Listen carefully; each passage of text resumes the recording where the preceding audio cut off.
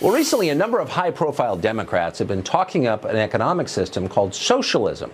In Venezuela, they've had socialism for 20 years. The results? Not good. Some of the worst income inequality in the world. 90% of the country lives in poverty, while the ruling class vacations in Switzerland. Quite a spread. The average Venezuelan has lost almost 25 pounds from starvation. In a word, a disaster. But it could get even worse for Venezuelans and for us here in the United States. The U.S. has just imposed new sanctions on Venezuela. Some lawmakers are now cheering on the idea of regime change there. Sound familiar? Recently, one Republican senator tweeted out 2 photographs of former Libyan dictator Muammar Gaddafi. The first showed Gaddafi smiling. The second showed him covered in dirt and blood shortly before being tortured, sodomized, and killed.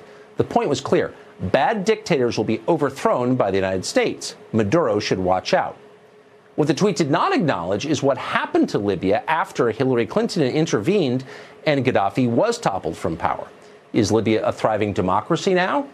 No, it's not. It is still a war-torn hellhole. Worse, even. Slave markets thrive in its major cities.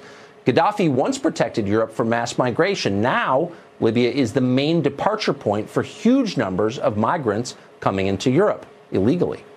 The lesson here is pretty obvious. Sometimes even horrible dictators are preferable to the chaos that replaces them. Our leaders have not learned that. How will attacking Venezuela improve this country? Will it make America safer, more prosperous? No, it won't. That's not even the point, though. The idea that American foreign policy should somehow help America has become a quaint historical relic, something you don't see anymore, like phone booths or compelling network television. It's just gone. A Brookings Institution report predicts that a Venezuela crisis could create 8 million refugees. That's even more than the number created by the Syrian civil war. It's a disaster. 2 reckless Florida congressmen have proposed granting Venezuelans temporary protected status in the U.S. In other words, even if they came here illegally, they could stay forever.